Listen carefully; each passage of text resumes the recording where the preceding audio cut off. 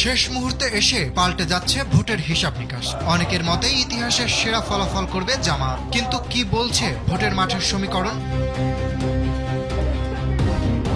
১.৫ শতকেরও বেশি সময় পর এবার সবচেয়ে প্রতিদ্বন্দ্বিতাপূর্ণ জাতীয় নির্বাচনের দিকে যাচ্ছে বাংলাদেশ। দীর্ঘদিনের একদলীয় আধিপত্যের পর আসন্ন নির্বাচনে ভোটের মাঠে দেখা যাচ্ছে ভিন্ন চিত্র। রাজনৈতিক পট পরিবর্তনের এই মুহূর্তে আন্তর্জাতিক সংবাদ মাধ্যম রয়টার্স বলছে, ইসলামপন্থী দল জামায়াতে ইসলামী এবার তাদের ইতিহাসের সেরা নির্বাচনী ফল করতে পারে।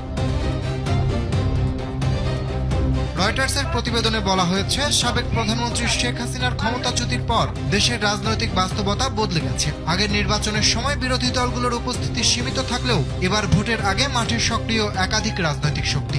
এই প্রেক্ষাপটে আগামী নির্বাচনকে ২০০৯ সালের পর সবচেয়ে বেশি প্রতিদ্বন্দ্বিতাপূর্ণ ভোট হিসেবেও দেখছেন অনেকে। বিশ্লেষকদের ধারণা, এই নির্বাচনে প্রধান প্রতিদ্বন্দ্বিতা হবে বিএনপি ও জামায়াতে ইসলামীর নেতৃত্বাধীন জোটের মধ্যে। যদিও জনমত জরিপে বিএনপিকে এগিয়ে রাখা হচ্ছে। স্যান্ডেলিনা সো, রূপচর্চায় আভিজাত্য। তবু একসময় নিষিদ্ধ থাকা জামায়াত এবার উল্লেখযোগ্য সাফল্য পেতে পারে বলে ইঙ্গিত দিচ্ছে বিভিন্ন জরিপ ও বিশ্লেষণ। রয়টার্স বলছে, ১৯৭১ সালের মুক্তিযুদ্ধের সময় পাকিস্তানের পক্ষে অবস্থান নেওয়া জামায়াত স্বাধীনতার পর দীর্ঘদিন রাজনৈতিকভাবে বিতর্কিত অবস্থানে ছিল। কিন্তু বর্তমান রাজনৈতিক প্রেক্ষাপটে দলটি নতুনভাবে ভোটের মাঠে প্রভাব বিস্তারের সুযোগ পাচ্ছে।